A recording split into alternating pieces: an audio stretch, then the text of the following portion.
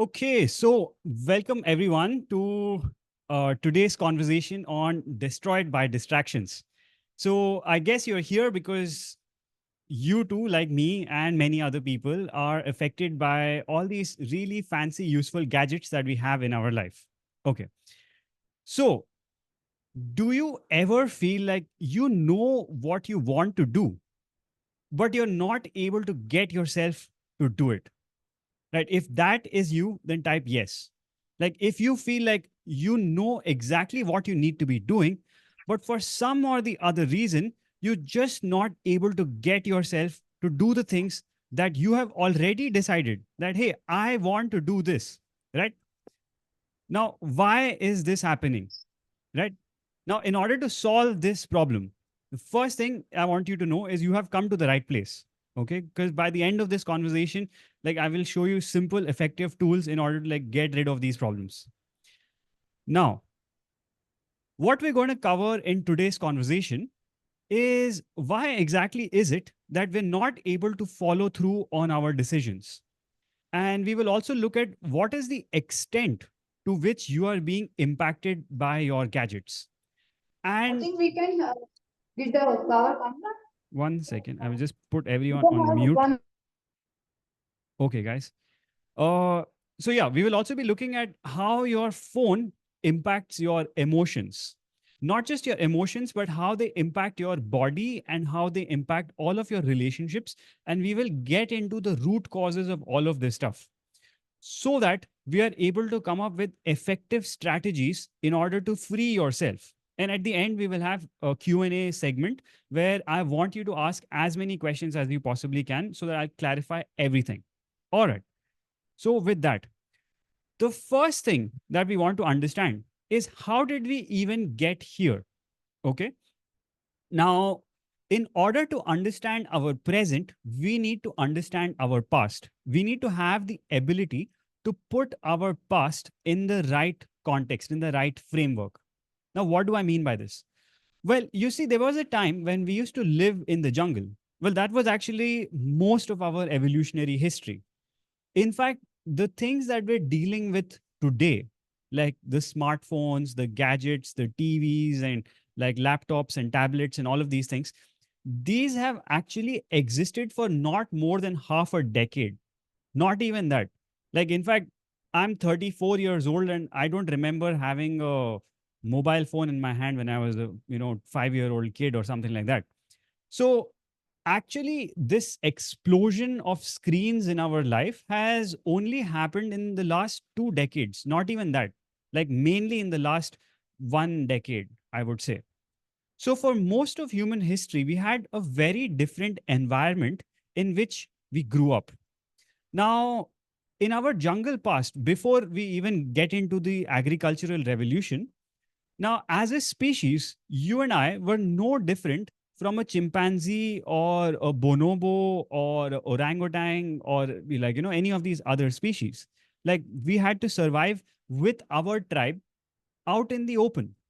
And what that meant is like you have the same predators, like there are jaguars which are hunting humans as much as they're hunting maybe chimpanzees or bonobos or any other creature. Like, we were on the menu. So now, in order to survive in that kind of an environment, now in the jungle, things don't really change so much. Now, what do I mean by that? It's like, well, a tree that is growing takes its own time to grow. It doesn't like suddenly magically transform into something else. And like when you look at your landscape, like you see the grass, you see the trees, you see all the things that you see, there are not that many things which are like moving and changing and they're not going through like rapid transformation. The only fast moving objects in the jungle are other creatures, other animals, and even they are not really moving very fast usually. I mean, they're moving at a normal pace.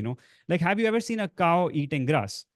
They're usually very chill. It's the same with like buffaloes and bisons and like elephants and like whatever herbivore you might think of, unless there is a cause for concern, unless they really need to run away from a predator, they're not really running their way towards something.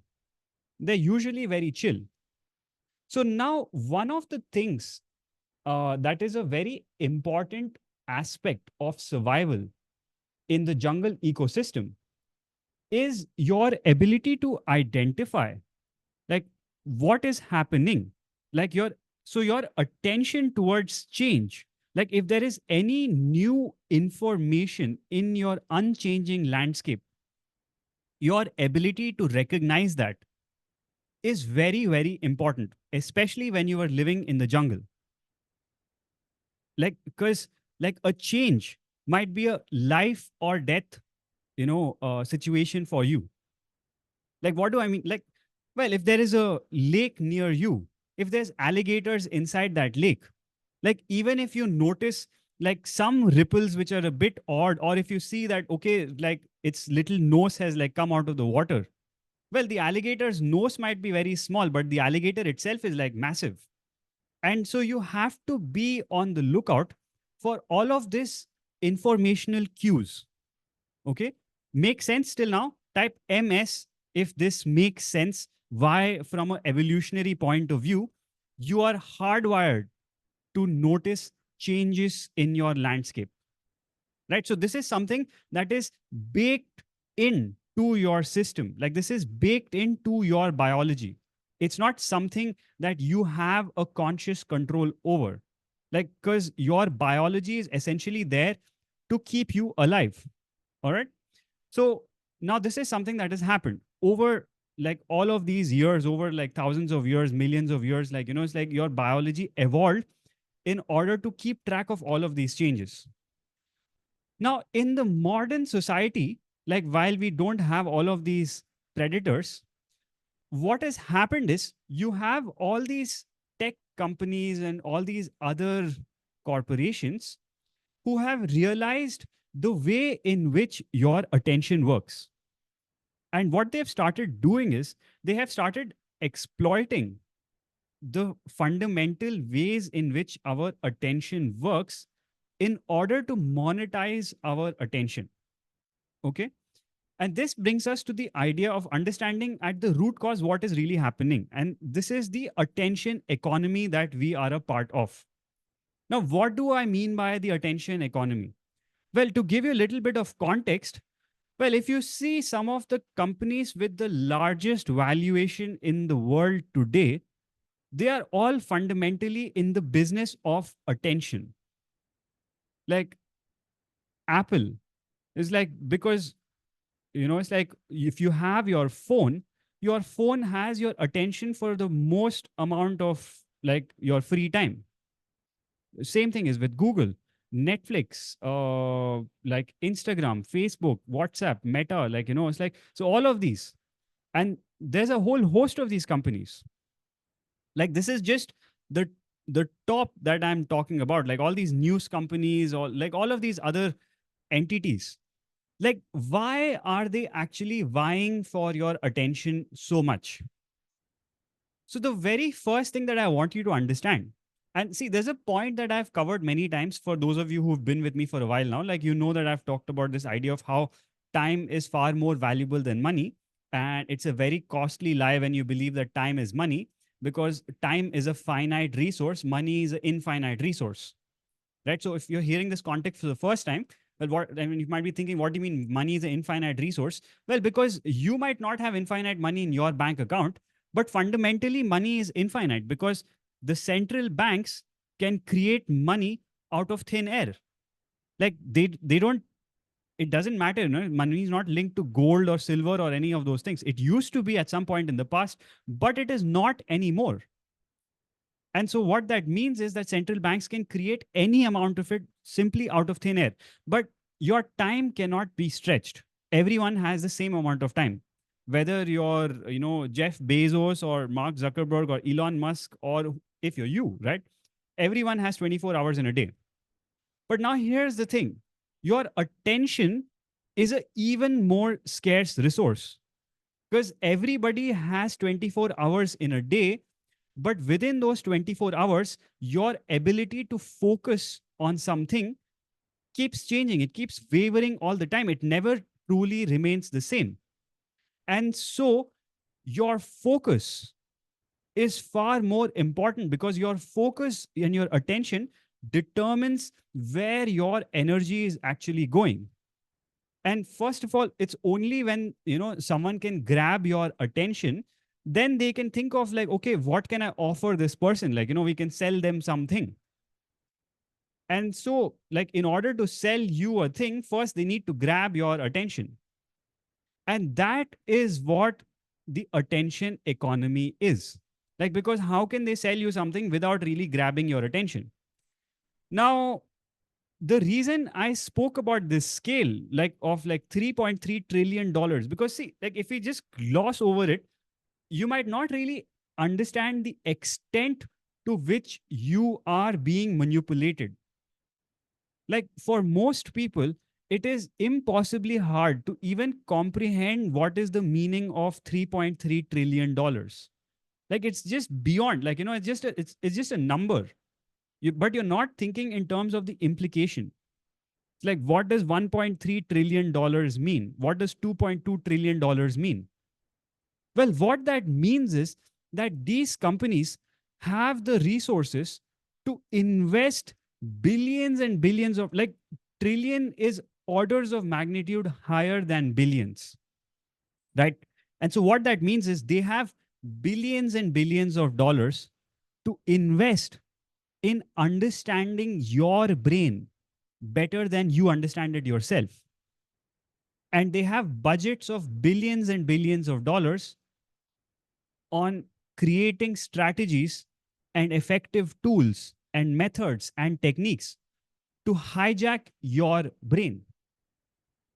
And that is what I mean by understanding the true extent.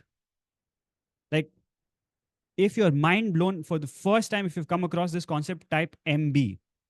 Like, if it really has sunk into your mind to understand that, hey, it's not a random accident that things are happening. Like, of course, everyone already knew this, but to really comprehend the extent to what is happening, like, it's no wonder that you feel the way you feel, because billions and billions and trillions of dollars are being made and actively invested in hijacking your attention. All right. So once you understand that, then when you truly understand the point that I'm trying to make, then you can progress to the next level where you don't take this problem as casually as you have been. Because what do I mean by this? Well, most of us don't even like, we realize we have a problem and we feel like, ah, man, I'm procrastinating, or it's like, hey, I'm like kind of addicted to my phone, or I'm addicted to this YouTube shorts, or like Instagram shorts, or like, oh, I like watching these serials and these series, or like this and that and all those things. But when you think like that, you don't truly understand the level and the extent to which you are being manipulated, and to the extent to which investment has been made in systematically hijacking your attention. And when you get that at its core, at the depth, then now you are at an ability to actually do something about it and understand why it is important to actually do something about it. Now, in order to understand why you should do something about it, the first thing that I want you to understand is that you are already a master manifester. Every moment of every day, like every little thing in your life is your manifestation. You are manifesting everything. See, like a lot of times people ask me, it's like, Vishnu, how can I learn to manifest things? You cannot. You're already perfect at manifesting. You cannot get any better. What you can do is you can learn to realize, if you're manifesting unpleasant outcomes, you can learn to realize, why are you actually doing this? Why not manifest something better? Right? Because see, you manifest what are the visions that you're holding in your head. You manifest the thoughts that you're consistently thinking. You manifest the desires that you have. This is what you're doing. But now, if I can hijack your desires, if I can hijack your visualization process, then now I can choose what manifests in your life. Now, what do I mean by if I can hijack your desires? Well, if you watched Friends as a child, then there were a whole lot of subconscious ideas which were planted into your brain. Like ideas like what is desirable, what is cool, what people like, how you should be, what you should aspire to be. Like nobody said this to you verbally, but all of these ideas were implanted into your brain, like very deeply. And then you realize that, okay, hey, this is what cool people do. Like if you didn't watch Friends, you wouldn't have that concept in your brain and you would have manifested something different. But you've watched it. And so you have a different concept. And then you go ahead and live your life manifesting a different concept. Now, these ideas are not necessarily the best ideas. Oftentimes, like the kind of ideas which are being implanted in your brain from Hollywood, Bollywood, just like all of these other tech giants, are actually usually very counterproductive and disempowering ideas which are consistently being fed into you. And so, this is how your manifestation process is being hijacked because what you have done is you have given away the front end of your control center. Now, what do I mean by that? Well, where your attention goes is where your energy flows. What you pay attention to is what you absorb. What you absorb is what controls how your brain gets programmed. And your programs is what determines the way your life unfolds because your programs determine how you interface and interact with reality. And once you absorb these ideas from depending on where your attention is going, if you absorb a bad set of ideas, you end up manifesting a bad set of circumstances in your life. And once you understand this, then you understand at a very important in-depth level that, hey man, it is your responsibility to manage your attention. It's your job. You cannot outsource this to someone else. This is one of the most fundamental, important aspects of your life, managing your attention. Because if you give your attention away to all kinds of horrible sources, you will end up systematically manifesting all kinds of horrible things in your life. Does this make perfect sense to everyone? Type MS if this makes sense, and type C if you're still confused. And if you're absolutely clear, I hope everyone's clear at this point in time why it is so important for you to absolutely become a master of managing your attention. Like you should not give away your attention just like that. Don't devalue your own attention. It is extremely important. And this is fundamentally the reason why we have these companies which are sitting on trillions of dollars of valuation because they understand how important your attention is, and you yourself don't understand how important your attention is. All right, cool. So now once we get that, we can use this to our advantage because where your attention goes is where your energy flows. And depending on where your energy is going, you get your outcomes.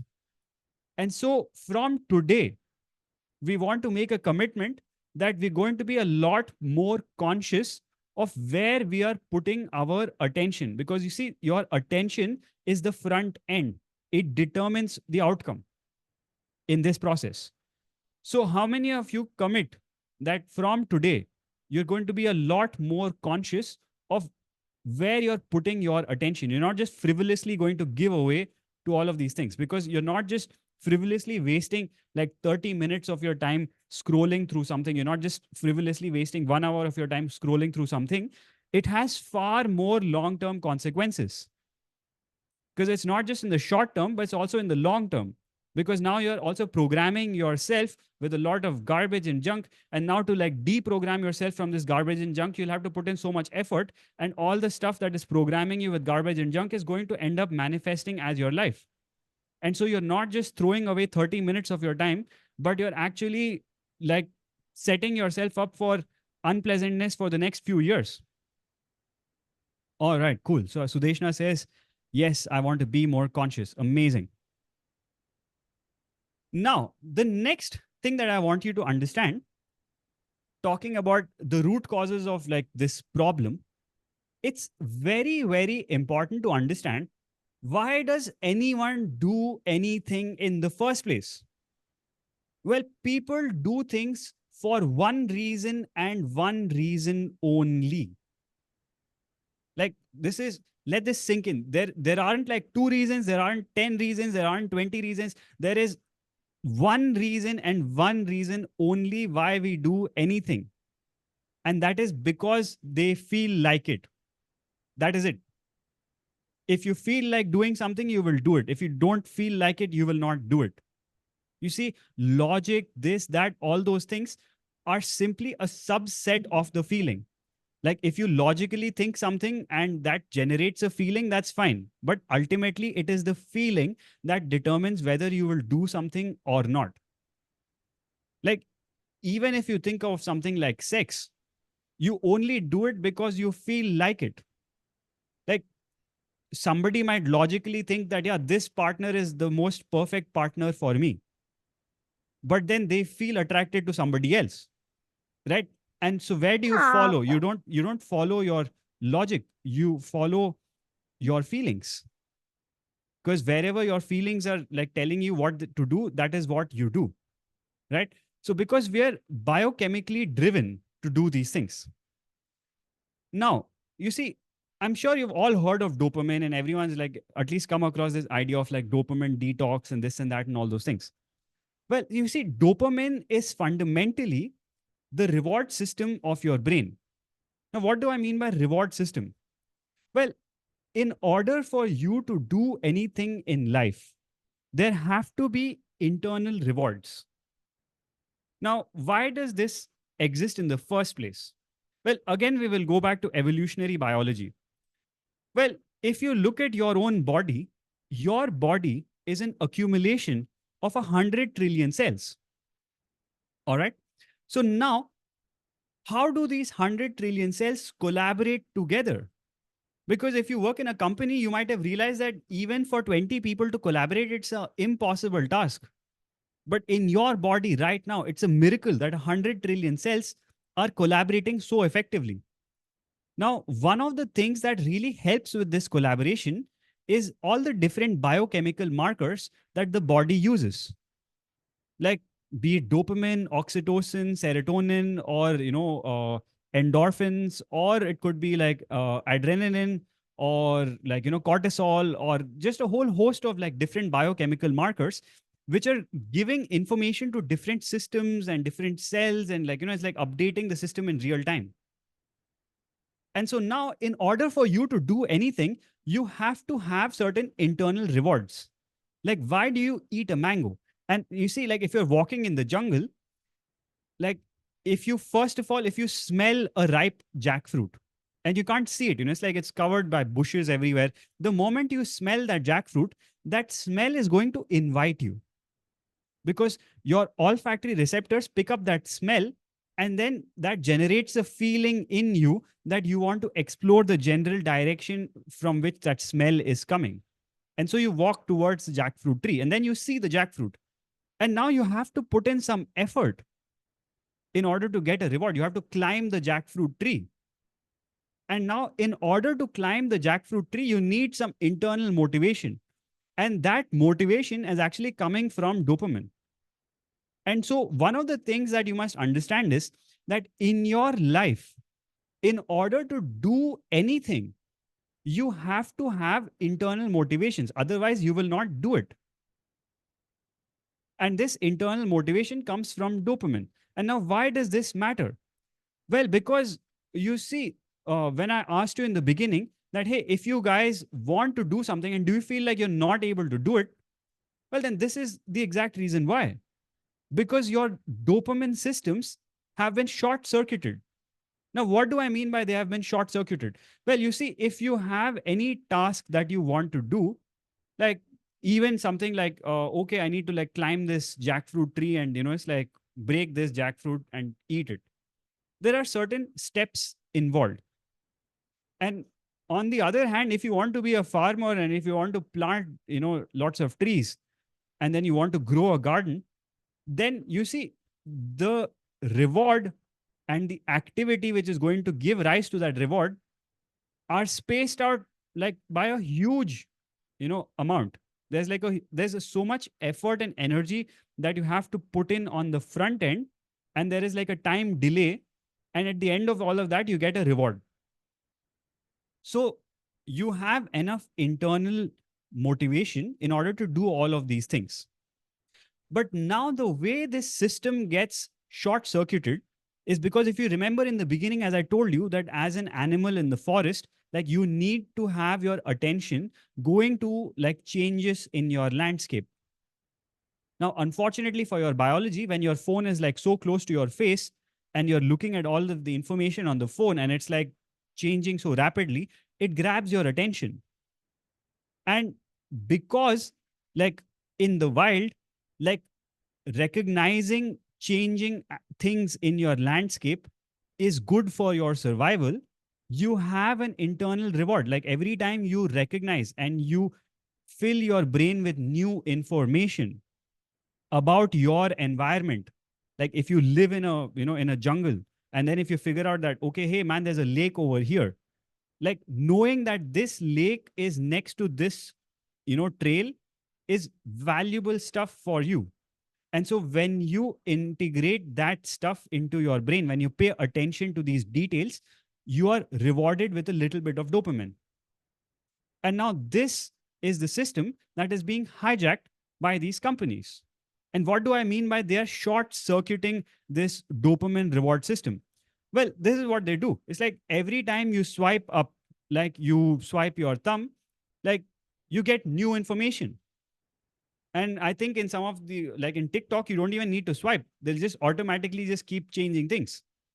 And they're just making it easier and easier for, it's like you to get addicted and hooked to these systems. Like earlier, where you would have to do like, 30 things in order to get a reward. Now you just swipe your thumb up. And in terms of energy expenditure, it's so little energy expenditure for you to just swipe your thumb up. And so now you can get a slight dribble of a dopamine reward for just swiping your thumb up. Now, why would you ever do like 10 activities which are like much harder to do and that have a good payoff at the end? Because you figured out, like your brain has figured out that, hey, I can get dopamine by just swiping my thumb up. Make sense? Type MS if you realize now that why is it that this system is hijacking you. Because obviously, like, if it is so easy to get dopamine in your brain by just swiping your finger, why would you ever do anything much harder? Like, it's like doing push-ups or going for a trek, or, it's like carrying this thing or building a house or laying bricks. And like, why would you do any of those things? They're like much harder. Like reading books and writing stuff and like, it's like contemplating, it's like all of these things take a lot more effort. So, okay, Sonal has asked me to repeat the last part. So, see, Sonal, our dopamine is essentially a reward system of our brain. Like the reason we do anything is because we are being rewarded internally by these biochemicals. Right. And so if you want to do something like carry a load, or like, if you're part of a Maasai tribe and you need to go on a hunt or something, or if you want to like build a house, like, if you're living in the jungle and if you want to build a little shelter for yourself, now you're not going to get the benefits of the shelter until it is built. But in order to build that shelter, there are many steps that you need to take. And so these internal rewards kind of keep you on the go. Like, they help you reach the target, even if the target has multiple steps involved. So in each step of the way, you get a little bit of reward for doing the right thing and moving in the right direction. But now what has happened is the exact same system has been hijacked by these tech companies, where now you can actually get a dribble of dopamine in your brain by just swiping your finger up. I hope this makes sense, Sonal. All right. So now coming to the impacts on our body, on our emotions, and on our relationships. So first of all, in terms of the impact on the body, what a lot of this stuff does is it it causes us to live more sedentary lives. And that is one of the major impacts that it has on the body, that the body tends to be more inactive as compared to how we were naturally living in the jungle, and we would have had a lot more activity in our life. Okay, so that's the first thing. And now what does this inactivity lead to? It leads to accumulation of things in your body, because you see, your cardiovascular system, which is like the flow of the blood in your body, comes with its own pump, the heart. But your lymphatic system, for example, doesn't have its own pump. Like, your lymphatic system is your drainage system. And the way you drain your lymph fluids is only by, like, do like moving, by doing things, by being physically active. Because that is how we were meant to live anyways. Like, you were supposed to be jumping from tree to tree and walking and climbing trees and plucking berries and, like, like running around and doing all kinds of things. And if you were doing those things, then of course your body would be totally active. And because we're not doing all of those things, our body is inactive. We accumulate all of these things in our body. They don't get to flush out. And also, then our muscles get weaker because they're not being utilized. Right. So, that is the first impact on our body. Second, impact on our emotions. Well, how many of you have noticed that actually, after scrolling through Instagram for 1 hour, you don't usually come out feeling accomplished and excited. You don't come out of that experience feeling, wow, that was so amazing. That was like one of the best times of my life. How many of you do that? No one, right? Usually, what happens is when you come out of that experience, you feel a bit drained out. You feel a bit sad, and you feel a bit worse about yourself. Well, this is for obvious reasons, because what happens, like, I'm sure everyone's already aware of this, but I'm just going to say it anyways, is, well, it makes you feel like shit because it makes you compare yourself with everyone else. And the problem, the reason why we feel emotionally so bad after consuming all of this stuff is because you're not comparing yourself with reality. You're comparing yourself with an illusion, and you're stacking yourself up for suffering. Now, what do I mean by you're comparing yourself with an illusion? Well, if you are living in a tribe, yeah, and then, it's like there's like 30 people in the tribe, and you know everybody personally. And you know what's going on. It's like if somebody is having a fight with their neighbor, you kind of see that. If somebody is working hard, you see that. If somebody is depressed, you see that. But now what happens on Instagram? Well, somebody will post a picture about, how amazing of a vacation they are having in Bali or something. It's like, oh, like they're a very beautiful romantic couple having the best time of their life. Oh, they're traveling all around the world. But are they really having the best time of their life? Who knows? Maybe they are. Maybe they're having an amazing time, but maybe they're not. And that's what I realized. Like, when you genuinely start knowing people personally, you'll realize that everyone has stuff to deal with. Like, everyone's life is full of shit. Like, it's not like, but like Instagram paints a very different picture. Like, and this is why you feel really horrible, because you look at your own life and you feel like, man, my life sucks. Like, and then you look at all these other people and you feel like, wow, they're having such an amazing adventure. And so that inevitably leads to bitterness and discontentment and dissatisfaction. And if you've, been part of these conversations, like, I'm sure, like, I have spoken about gratitude in lots of length. And I've also spoken about the law of resonance, how it matters. And so now, when you come out of this experience feeling discontented at some minute level, right? At some level, you feel dissatisfied or you don't feel good about yourself.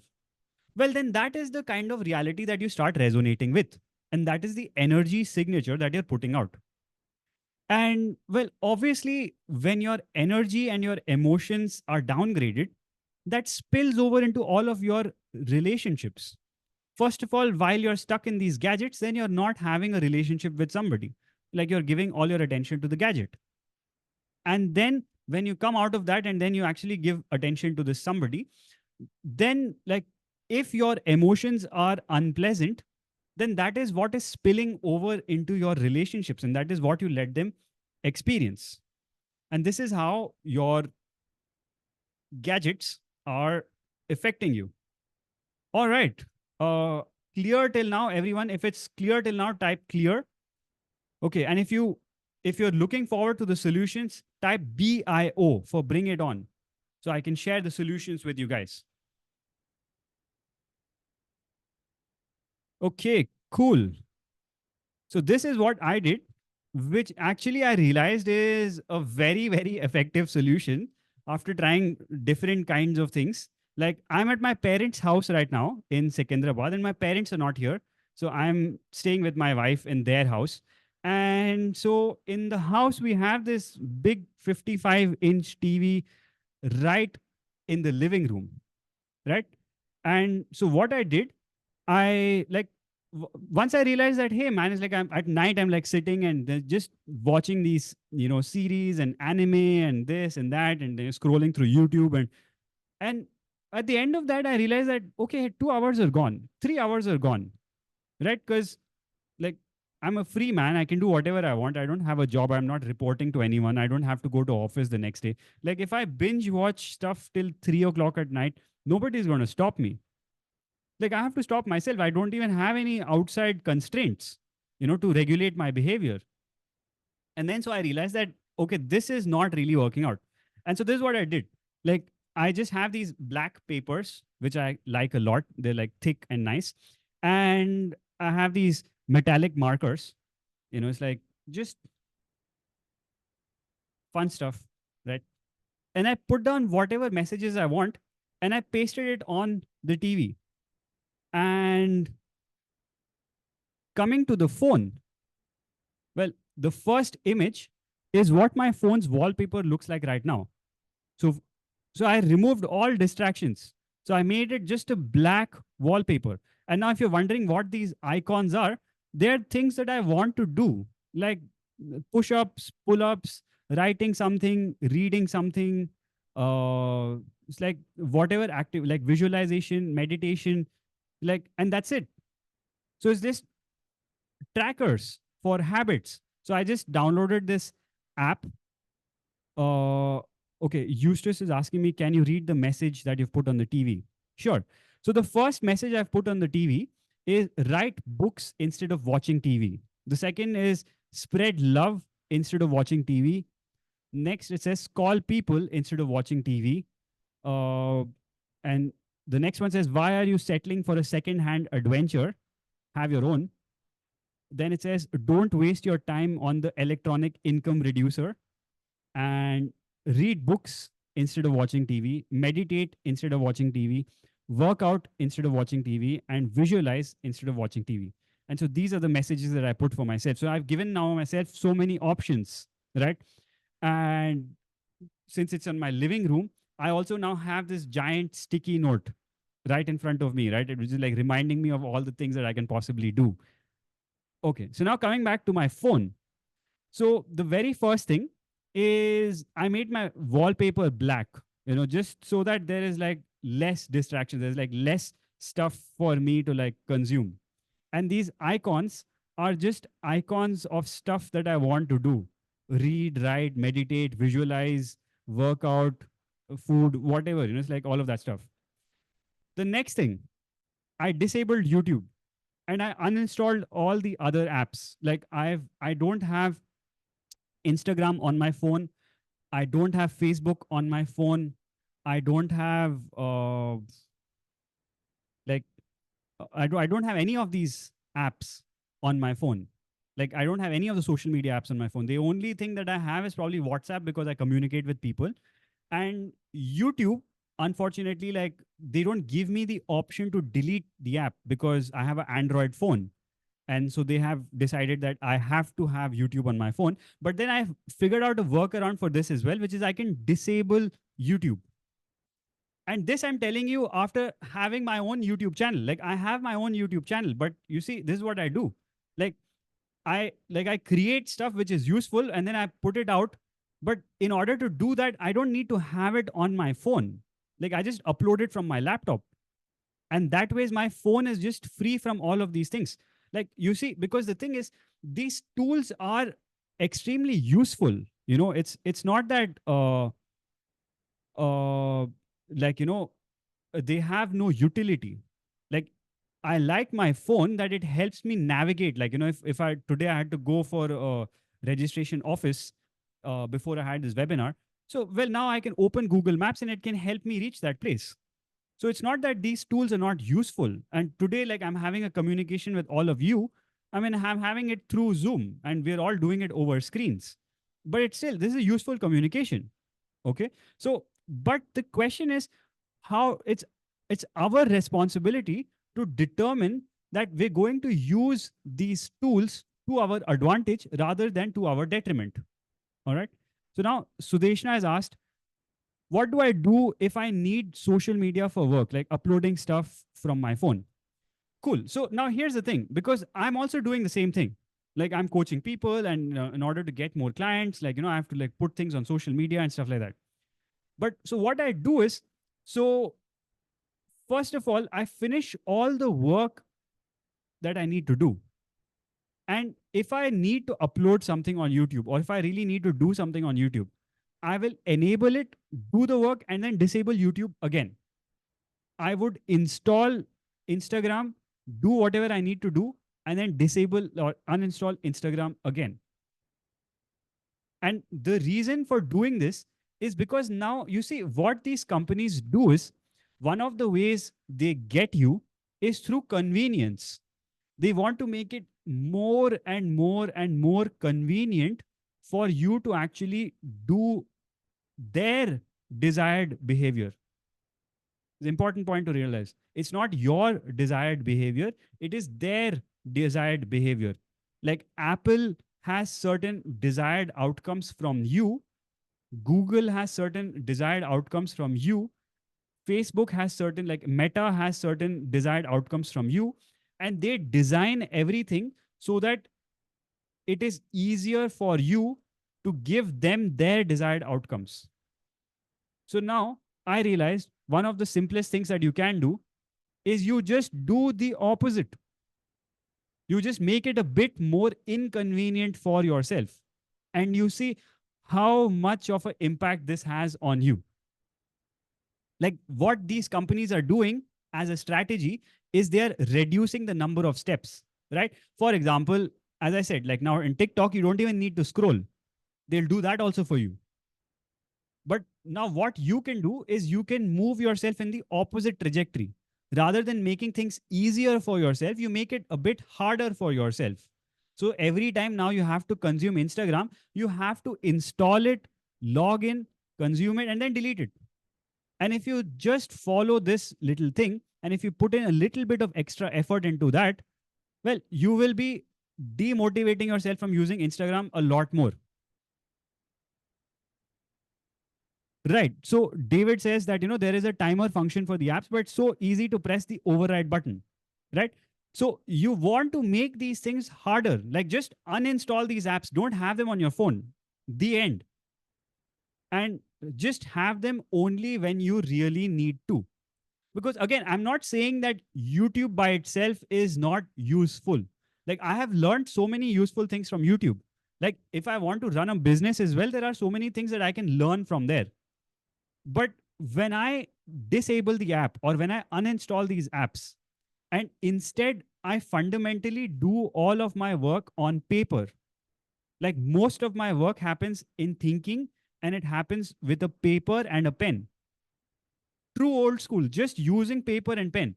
And then once I have clarity with everything, everything is in place. Now I know exactly what I need to post. I know exactly what I need to watch, what I need to gain, what I need to retrieve, what I need to put.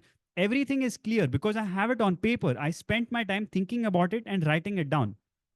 Now I can, enable YouTube, go inside, watch something, come outside, or I can go in, upload something and then come out, or I can go to Instagram, share something, come back.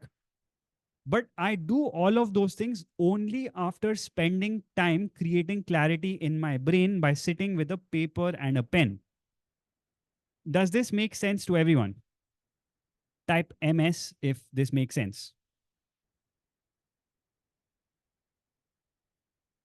Okay, cool. Now, another strategy, like see, the stuff I showed you on the TV that I stuck with a black paper. Well, this is what I used. It's a thing called Tackit. Well, it's like this. It's like this little gooey stuff. It's like you can make tiny balls out of this, and you can use that to stick things, right? And what I did, this is what my phone looks like right now, and this is the front screen of my phone. Right, I pasted a black paper on my phone as well. And in case you cannot read what it says, do you really need to use the phone? And then the next thing it says is write everything down on paper and use the phone in 2 time slots. And ever since I pasted this on the screen of my phone usage has almost plummeted. Like I barely use my phone because every time I need to use my phone, I have to peel this thing, right? And then I have to like stick it back. And it's enough of a deterrent. Like now I just look at that and I just keep it away. It's like, and so this is what I do. And it's really useful. Like it's really effective. Like if you try it out for yourself, like you will figure out. Okay. Now I think someone had asked, Anshuman has asked, how do I create these icons? So this is actually from an app called Loop Habit Tracker. And these are just widgets from that app where I can just choose which habit that I want to track and I can put those on my screen. So it's called Loop Habit Tracker, LOOP. All right. Now, in terms of long term solutions, what I would recommend is have better habits.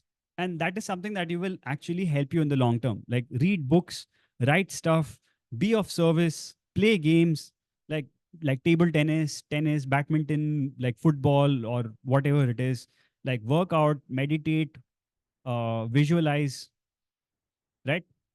And the best long term solution is to make your life an epic adventure. Like why do you want to settle for a second hand adventure? Like why do you want to settle for somebody doing some fun stuff on Netflix or somebody having an amazing time on like Disney Hotstar or something like that, or Amazon Prime? Like rather than watching somebody on a 2 dimensional surface, because that's what you're doing, we're having a dimensional downgrade. Now what do I mean by dimensional downgrade? Because what you are fundamentally is anyways consciousness, and consciousness is experiencing this dimension through the filter of your body. And so your body and your ego are just avatars that you have in order to interface with this dimension. And the point of your life in this dimension is to have your own epic adventure. And instead of having your own epic adventure, if you settle for something on a 2 dimensional surface, where you're seeing that, oh, this protagonist and this actor in this movie or in this series, it's like they are going and fighting and they're falling in love and they're cuddling and they're smooching and they're kissing and it's like they're doing all these amazing things and they have all these witty responses and these smart things to say. Well, but all of that is happening on a 2 dimensional surface where you are not able to taste, touch, feel anything. Your visual information is so little, your auditory information is so little, and all the other information doesn't even exist. And that is what I mean by a dimensional downgrade, because you have downgraded yourself from 3D, which is your life, which is the epic adventure that you can have, and you have downgraded to watching something like, I don't know, it's like Game of Thrones on TV. And you can see, oh, this lady having like, riding her dragon. Instead of you living in your life, riding your dragon, and it exists, it's like, because that's the purpose of this life, for you to have an epic adventure. And that is the end of it from me for today. And I would love to hear your thoughts and answer your questions and help you in whatever way I can in order to like motivate you guys to have your own epic adventure. Yes. So go ahead, guys. I'm happy to Uh, answer all the questions. Yes, Hi. Akash. So can you tell me what those stickers were on the phone? Okay. Like the icons on the phone. No, the black thing that you put on your phone on the yeah. This is just a piece of paper that I struck to the front of my phone, Oh, right? And I stuck it using this little thing. It's called Tackit. You can just order it on Amazon. It's for like $90, and you can like it's very nice. You know, you can kind of stick anything to any surface, basically. okay. So I've Okay. gone like completely old school in my habits. So this is just a piece of black paper that I put on the screen of my phone, and it's just asking me like, do you really need to use your phone? Yeah. Because I realize I don't need to. You know, it's like it's just a habit. What happened is like these habits form, and then we're not conscious of these habits anymore. And so I'm just picking up my phone all the time. Like I go to the toilet to poop, and I pick up my phone and I open it, and I'm doing some stuff, and I'm going here Yeah. and I take it. And now with this, all that has happened is like now there is more effort for me to unlock my phone. Like Yeah. I don't just it's as I said, these tech companies make it easier and easier, right? Now you have like Yeah. face recognition on your phone. So you just pick Yeah. up your phone and it unlocks by itself, like voila, Yeah. magic, right? But this magic is actually detrimental to you. So now I just Mm. made it a bit harder. Like now if I go Mm. to the toilet, I pick up my phone and then I'm like, ah shit, I'm not going to like unlock it now. Right. Yeah. So I just Yeah. leave it.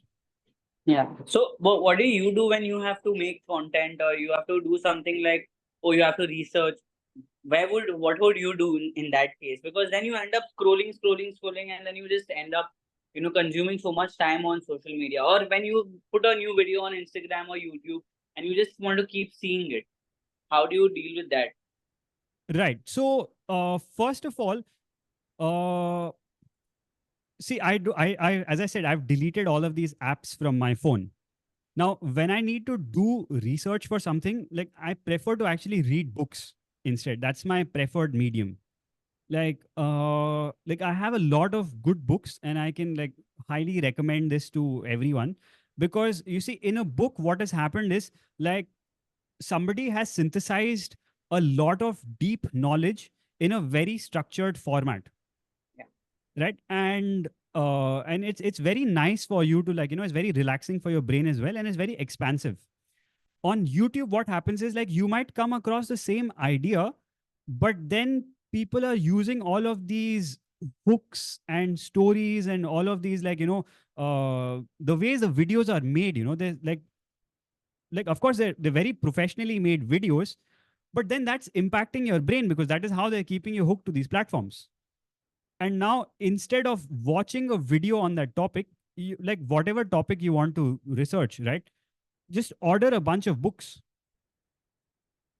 and use that instead, you know. Yeah.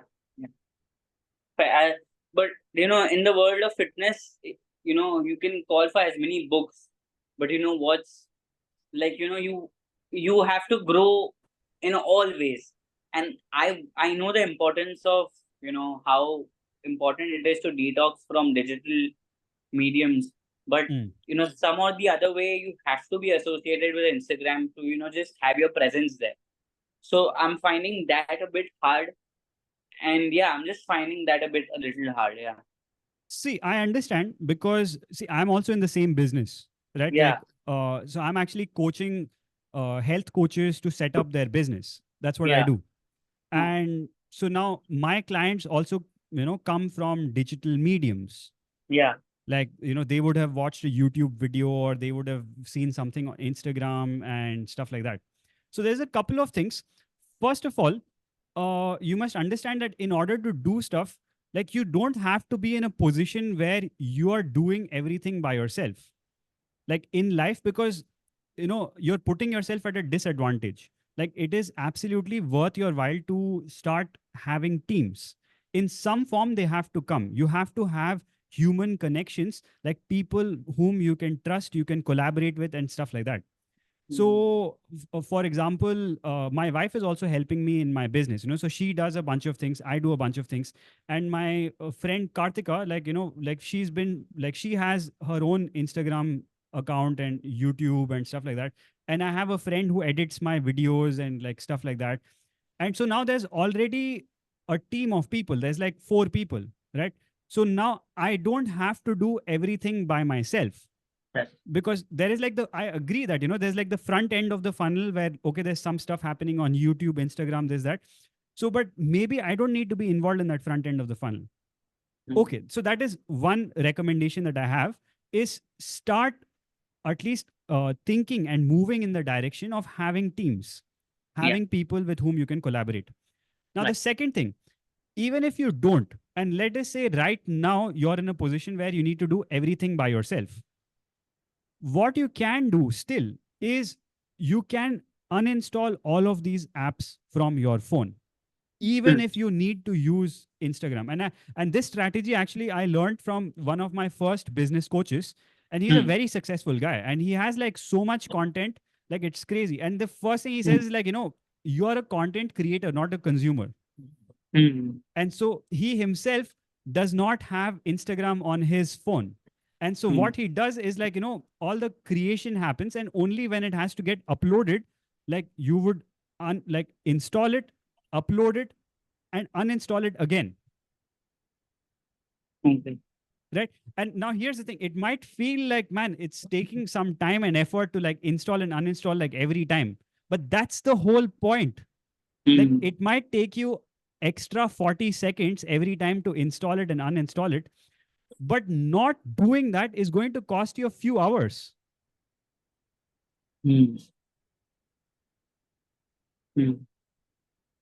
But uninstalling it doesn't lose data. Don't you lose data?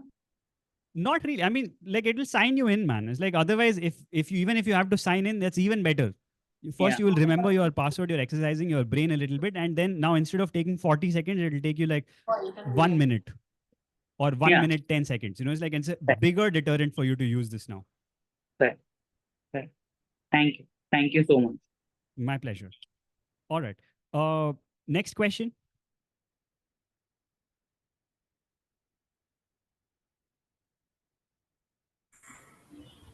Very nice, Vishnu. Thanks a lot. My pleasure, brother. Very useful stuff.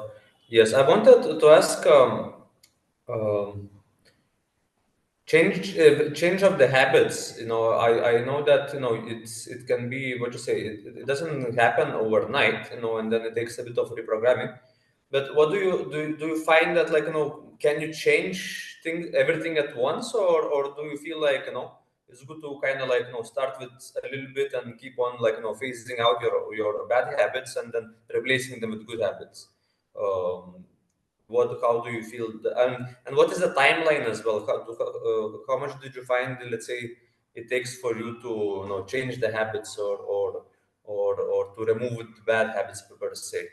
And can some of them be done instantly, and maybe deeper habits maybe take more time? I just wanted to know. See, I would say it depends on your strategies. Like certain things can be done instantly.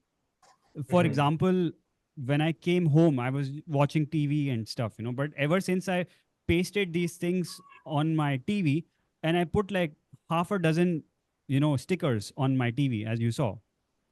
And now for me to actually go to the TV and pull out these half a dozen stickers and then turn on the TV is a strong enough deterrent that since the day I posted this on my TV, I haven't turned it on even once.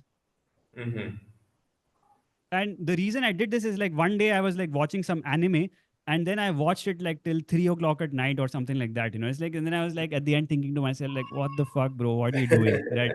And then I sat down and I wrote this and I pasted it on the TV. And since that moment, this problem has been solved. Right. And I haven't like gone back. And likewise with my phone as well. Like, it's like since I did this, like my phone utilization has plummeted. Like I don't use it. Right. That's it. Because it's not very conducive for use now. And so now I have like other options. And it's like, and anyways, like there's so many books around me. They're just lying around everywhere. Like on this table, there's like 3 books. On that table, there's like 3 books. And so now, okay, what to do is like I'm getting bored, need to do some time pass. Like, okay, read a book. Right. So it's like, so I've just swapped out the options. Because otherwise it's like, TV, laptop, phone, tablet. And, it's like, so that's what I've done. So now talking about creating new habits, one of the things that we can also do is that you can start designing your life so that the habits that you want are easier for you. Mhm. Right now, this is something that people often don't think about. So, and because of this, what they do is they set themselves up for failure. Now, what do I mean? Like, if you want to work out, for example, well, then my pull-up bar is right here. Like, it doesn't have to be in a gym that you have to go, you pay for this gym subscription. People go, like, this is what people do. They go to a gym, pay subscription for 6 months, show up for 3 days, and that's the end of that. Right? Instead of doing that, you make it easier for you to actually have the habits that you want. So if you want to work out more, like I have a bunch of dumbbells right there. So that, like, sometimes if I'm on a call with somebody and it's not a video call, then I can just put on headphones and I can just do some exercises, so that I can, because the dumbbells are right there and they're not like half a kilometer away in some gym. And I need to like go to that gym in order to work out. And so that ways, one of the things that you can actually give your attention to is this practice of, I'm just getting some feedback, so I'll mute you. So this practice of making it easier for yourself to integrate the habits that you want to integrate. So, and then you consistently keep doing this. Like whatever you want to start doing, make it easier for yourself to do that. Like, say, for example, with fruits for you, like you realize that if there's abundance of fruits in the house and there's like no other things, then it's like easier to eat fruits. Like, like that's it. It's like, because otherwise what happens, like now, or if I start eating like other things, because they're convenient, right? And now if there's so many fruits in the house, now if in order to get this other thing, like at least I have to order it from outside, I have to go outside or to prepare it myself. And so now what I've done is I have made these things harder for myself. Make sense? Yes, it definitely does. I think that's why also people sometimes prefer to work at like standing table compared to like sitting down, because you get a bit too comfortable in the chair and then but when you're standing, I mean, you can imagine watching let's say series or movies or like while you're standing at the table, So I Yeah. think yeah, I get it. I get it. It's you want to make the things what you say. Also, another thing that I find is also that, let's say, when I like now I don't have the scooter. Before I had the scooter, but then the battery gone like got busted, so to speak. Mm. So right now, like what I realized that when I was having a scooter, I was just driving everywhere. Like instead of like walking somewhere, you just drive. Mm. But right now, I found that like you instead of driving, you walk much more, and it becomes much more what to say, kind of like you remove the convenience of driving around, but then you must walk, and then automatically like I feel much better when I walk more. So this is another thing that like actually adds that extra exercise, and at the same time it's just because like there is no other option. You don't give yourself like, because we always go for the easiest option, I would say.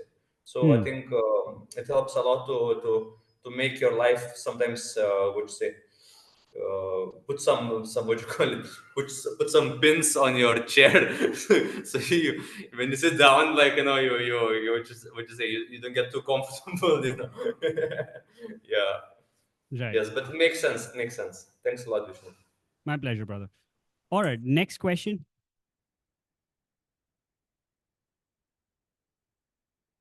Go ahead, guys. I'm here until all of your questions are answered. So ask Hi, as many as you Vishnu. want. Hi, Sheetal. Sumi here. Oh, Sumi. Hi, Sumi. Hi. So while you were sharing your presentation, I actually started disabling some of the icons on my phone. Yes. Okay. And for example, like the compass. Okay. I thought, okay, I hardly use it. I don't even use it actually. So I attempted to disable it. And then, I got a flash message saying that if you do this, then it will impact the functions on your phone. It will impact the other apps and functions on your phone. So I hesitated. Okay. And but then I started disabling some other ones, because these are the ones that are already in the phone. Like you said, it's an Android phone, it comes with certain features. Right. But then I figured that in the settings, they are there. You can go and see the disabled apps, right? So Yes. if you want to enable it, you can always enable it. Yes. But they send you this warning thing that, but it might impact the, features of your phone. So then you hesitate. So you don't know whether it'll impact or not until you actually do it, right? So, but I have managed in the course of this chat that I have removed quite a few things that I don't use. Whatever I could disable, I have disabled. And so that it's gone from the as an icon on the screen. Right. So you see, in order to very remove the useful. icons on the screen, you don't necessarily have to uninstall the app and stuff. Like what I did is like I have you see, okay, if I'll just pull this off. So this is what my phone looks like right now. So it's just a black wallpaper, and I just removed all the icons. So if I want to have the apps in my phone, I have to like swipe up, and then it'll show all the icons. And there's like so many things, but it doesn't matter. I don't necessarily use them all the time. And so I have like a black wallpaper, and I just have a bunch of things that I want to do. Like they're just habits that I want to track. And that's about it. And now this is going to go back on my phone. And now my phone can go back to looking like this now. Right? And yeah, that's it. So the phone screen is also like not very stimulating, because this is what is happening. There's like so much stimulation coming in our direction. It's like everything is like vibrant and colorful and grabbing your attention, and all these logos and like all of these things. I've gone backwards. I made it like simple, straightforward, clear, so that it's like, okay, man, like it's not taking your attention. And like again, and this is something that I've said many times, like a paper and a pencil or a pen are actually exceptionally powerful tools. And we're kind of made to believe that they're not. And we're kind of made to believe that, oh, there are all these fancy things which are a lot better. But the more we actually start spending time with like paper and pen, like you realize it's really, really good. Like for example, I can tell you, one of the really, really powerful uses of paper and pen is they're like consciousness centering tools. Now, what do I mean by this? Well, if your mind is distracted and it is like jumping around in half a dozen places, the moment you sit with a pen and a paper, like it brings your attention to one dimension. Like if you decided I want to write something, like anything that is not within that domain, it starts getting filtered out. But without this tool, your mind is like very scattered, it's jumping all over the place. And so it's actually very powerful tool. The more you use it, the more you benefit in life. And so some of the things that we can do is all of our planning.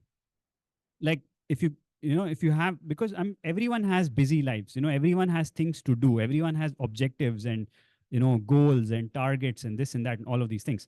So, but now with respect to these goals and objectives, what you can do is you can do your planning with paper and pen, right?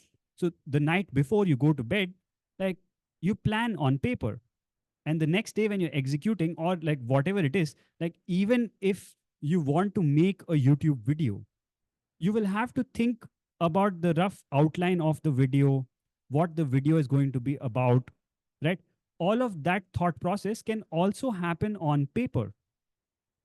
Like, so bulk of your work, even your online work, whatever you want to post on Instagram as well, your thought process can happen on paper. And just the last bit, like the creation and the sharing or whatever, that can happen on the platforms themselves. Make sense? All right. Cool. Next question. Hi, Vishnu, I have a question. Yes, Shreya. So, sometimes what stops me from keeping my phone away is I feel like my parents might call me for something, or my husband might call me and they might need something from me, which I would want to help them with. So that stops me from keeping my phone away for a really long time, and then every couple of hours I'll check to see if there's any message or any call. So any workaround with this? Right. The best help that you can do for anyone is to make them self-reliant. Yeah, so you can drop that idea that they will need your help, and they like, is it really the case that they will not be able to manage on their own? But not really, right? There are like, how many times have you actually faced a crisis emergency situation? Almost Not never, really. right? So, but your brain is painting a picture which is not rooted in reality. Like, it is telling you that what if they might need something, and they message me and I don't know. Like, no, see, like, if a crisis will happen, then they will reach you somehow or the other. And if they are not able to reach you, they will have to figure out anyways. Mm. And if you are not sitting right next to them, anyways, if there is a crisis, then someone has to solve that solution, solve that problem. Something is happening. Okay, it's like some whatever, right? So now, if you're not there in that place, there's not so much you're going to be able to do anyways.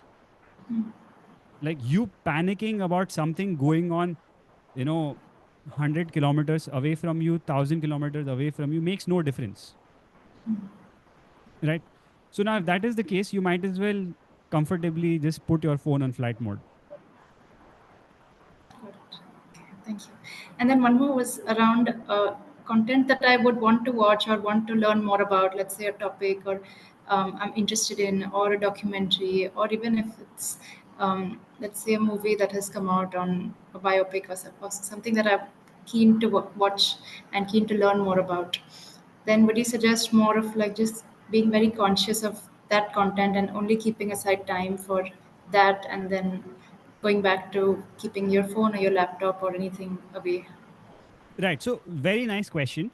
So, as I said, when I was talking about using paper and pen as our primary resource, well, same thing. So, what you do is, first you decide that, okay, I'm going to like watch this movie, or you decide that this is the amount of, like, this is how I'm going to split my day, right? And in general, it's a very good habit to kind of plan your next day a day in advance. Like, before you go to bed, if you kind of plan your next day a little bit, it's like you just outline that this much time is for reading, this much time is for writing, this much is for like creativity, and this is for like this work, and this is for that work, and like, these are just the things that I'm going, like, this is the broad outline of my day, right? So now, if you already have that in place, then you can put this also into that. Like, you can decide beforehand that this is my time slot for this device. Like, between say 2 p.m. to 3 p.m., I'm just going to like respond to all my messages. Like, what do I mean? Okay, now this is very important. Okay, you don't have to be in a position, unless your job requires you to do that, where you are answering messages all the time, because every time somebody messages you and you reply to them, like, it distracts you, it takes away a lot of your attention and energy. And now you are focusing on something, and now you just responded to somebody, and now for your focus to come back to the thing that you were doing, it takes at least 15 minutes for you to come back to a state of decent focus. And if you want to go into deep focus, it takes at least 20 minutes, right? So what you can do is, you can put your phone on flight mode and have certain time slots, and in that slot you can respond to everybody. It's okay, they're not going to die without like receiving your message. Like, they'll be fine. Like, that's it. It's like, for some time they'll have to wait. They might wait for like 3 hours, but that's that. So it's okay, they'll be fine. Cool. Thank you so much. Any other questions, Shreya? No, nothing else. Thank you. Okay. Okay, I think Sheetal had asked this question, that what do you mean by a dimensional downgrade? Yeah, it's like, if shall I clarify it a little bit more, Sheetal? Just, you can show me a thumbs up if you want me to. Yeah. Okay, cool. So you see, we are currently living in 3D, like we're three-dimensional beings. Yes. Now, when I'm talking about a dimensional downgrade or an upgrade as well, it's got to do with the bandwidth of the information. Now, what do I mean by bandwidth? Well, you see, imagine you and Shreya are talking to each other's, right? If you're in the same room, well, then you can see each other's faces a lot more clearly. And in terms of visual information, you get a lot more information, right? Just in terms of visual, because like the light is falling on her skin and you can see the whole texture and everything and stuff like that, right? That's one. And then even in terms of auditory stuff, it's like it's deeper. And if you're in the same room, like, well, you can actually sense each other's energy as well. We all have an energy body, we all have an aura, and our auras interact with each other's, and there's like a complex information transfer that happens. So even if you're not talking to each other's, if you're sitting in the same room in each other's presence, there is still a huge amount of information that goes back and forth between the two of you. But now in this Zoom call also, there is the two of you. You can see each other's. But the amount of information exchange has been throttled. You know, it's like it's a much lower bandwidth of information travel. Like there's very little visual information, there's very little auditory information, and all the other kind of information is left out. And that is what I mean by a dimensional downgrade. To, you know, create even more clarity, let's say like I'm watching a movie or I'm watching, say, Game of Thrones, right? And so there is an adventure that is happening. There is some dude and it's like there's some girl, she's the queen of this kingdom or whatever. And so now this Queen Khaleesi or whatever, now she gets married and then she has sex with her husband, right? And now this is a scene in Game of Thrones. And people enjoy this. Like, you know, there's nothing wrong with it. Like, but you're enjoying a second-hand adventure. There is a fictional character who is kind of supposedly having sex with this other person who has got a role in that thing. But now when I say dimensional downgrade, because the same experience of, say, sex can be experienced in a very, very different way. Like when you have your own partner and, you know, it's like, and it can be a much richer, fuller experience depending on how much you're willing to like invest in that experience, right? Like you can both be conscious and, you know, it's like you can both do all kinds of things to make that experience a lot more beautiful for each other's. And that is what I mean by dimensional downgrade, because now the same thing can have two very different qualities of experience. And so if we have the possibility of something much better, we might as well aim for that rather than settling for something much worse. Cool? I got it. Also, one question comes to me that see this habit forming, some like one day it will happen, 2 days, 3 days, but sometimes you again go back to the same pattern. So how do you go about it? Like this tacket also, you'll have to order it online. I don't know whether you get it in stores, but the thing is that See, again, it's going so to take a while. right. So I am not saying that we go back into the Stone Ages and we completely get rid of technology. This conversation is happening on Zoom, on a laptop, right? So it's not like I don't use Amazon. It's not like I don't use YouTube. I have a YouTube channel, right? I have an Instagram account as well. It's not that I don't use these things. It's just that I'm just sharing with you the stuff that I'm doing, which makes me like minimize my interactions with these things.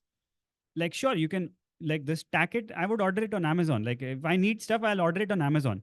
Why? Because it actually takes more time for me to like go to different stores and pick up things and all of that stuff. It's just easier. Like, but one of the things how you can even change and upgrade that experience is rather than just picking up your phone and scrolling through Amazon, you know, for like half an hour, 1 hour, thinking what are the things that I would like to buy, and you're just doing shopping, you're doing online shopping. So what are you doing? It's like window shopping, you know, it's like you're window shopping on Amazon because there's like so many things that you could possibly buy, and it's a pleasurable experience to surf through all these things that you can possibly buy. Instead of doing that, if you just write it on a piece of paper, like if there are things that you need to buy, if you paste a paper on your wall and whatever you need to buy, you just write it down on this paper. And when you have a big enough list, when you need to, one time you go to Amazon, you just pick up all the things that you need to, you add them to your cart and you check out. The end. So that whole interaction can be compressed to 5 minutes.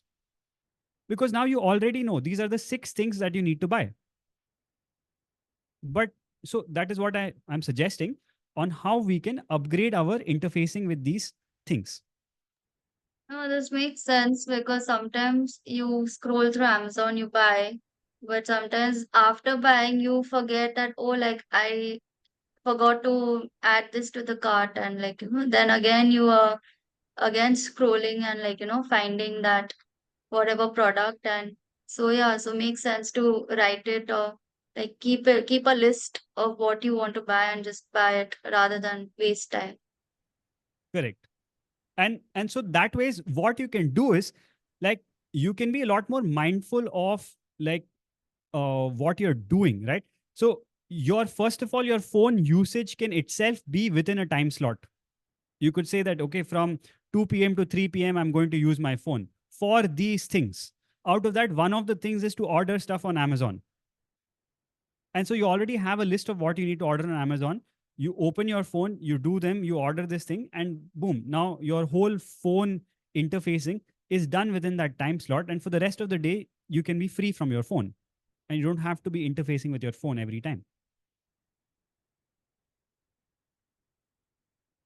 Makes sense. Got it. Okay, cool. Next question. You have any other questions, Sheetal? No, this was it. Okay, cool.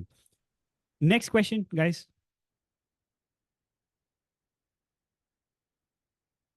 Vishnu, I've written something on the chat. I seek your some sort of advice on reading books. I keep buying books, but I would never read them. Very, very rarely I read a book. Okay, cool. So it doesn't like while up to I'll get motivated if you tell me to buy books, I'll again buy it today itself. Right. But once it comes, yes, if that's the case, then don't buy them. First, we need to be able to read them as well. And if the like, do you have any guesses why you don't feel like reading books? Is it just that the habit is not there? I think habit is not there. Also, I find it boring as well. Most of the times, I find it hard work. Actually, I don't find it enjoyable experience most of the times, unless it's a very, very, very special subject which I really love to explore that time. Otherwise, Right. I find it slightly boring. Yeah. Okay, cool. So, can you name a few books that you've come across and you've not been able to read? I think I have all the great books with me, probably more than 500 or more than 200 books. And I don't even know which books right now I'm having, but I mean, best of the best books I am having, like something on Decide, something on, one was on happiness, one was on, so they're the best books recommended by the best people, actually. Like last book probably I would have read fully was Atomic Habits, which I loved it after reading. Like, so that was one book I read. After that, my reading has been very, very poor. And somehow I keep buying and then I go somewhere else. My attention goes somewhere else. I enjoy experiencing things rather. So I'm seeing that now. If you tell me, okay, there is a 3-hour workshop on happiness, I'll go. If you tell me, okay, there is a 2-hour workshop, in-person workshop on cooking, I'll go. If you tell me, okay, but if you tell me, okay, this is the best book in the world on cooking, please read it, I will not read. So the experiencing part works for me, but reading book doesn't work for me at all. If you tell me there is a, so for example, on money, you are giving lectures, right? I'm probably would have spent 10, 12, 15 hours on this, right? So I would like to invest that much time. So I don't have a problem with time. I have time, right? And there's the best book in the world sitting next across my bed. I'll not read it. I'll go for the experience. So that's my probably human design. Right. So it's not really a problem per se. I would just say that probably it's like a different appetite. You have a different style of things that you enjoy consuming. And so then you can use what is conducive for you. then if you see, as you said, you already then know what are the things that you actually enjoy doing. So then you can invest in those, it's like, and there are people who are designing those experiences. And since you've been to these, it's like you can join them as well. Okay, buddy. Understood. Got it. Yeah. So it's just that what we want to do is essentially So, we so want to, Vishnu, yes. so Vishnu, if, for example, if there is a great book I know about and there is a lecture on it, let's say there is a 2-hour lecture on it, workshop Yes. on it, I would like to do that way rather than going to read a book. Sure, that's very good. Then you can do that. But I don't know whether these kind of things are available. Like, is there a 1.5 hour discussion on that book? Okay, they will give you very in a very snippet. Sometimes I think it's available on YouTube. Yeah, some good books are given some summaries there, so I can go with that. But reading a book, I find it very, very like a hard work, very hard work, big How hard about, work. do you enjoy listening to audiobooks? Yeah, I can. I can. Yeah. So you can use that strategy as well. Then Sure. it's like especially like at night when you're falling off to sleep, you can just play an audiobook, fall off to sleep while you're listening, and it's okay. Whatever concepts go in, they go in, and it doesn't. Yeah. Sure. Yes. Thank you, brother. My pleasure, brother. All right. Next question. David, Vibha, Devika, Anshuman, Neevan, Ash. Any questions, guys? I'm happy to answer your questions as long as you have them.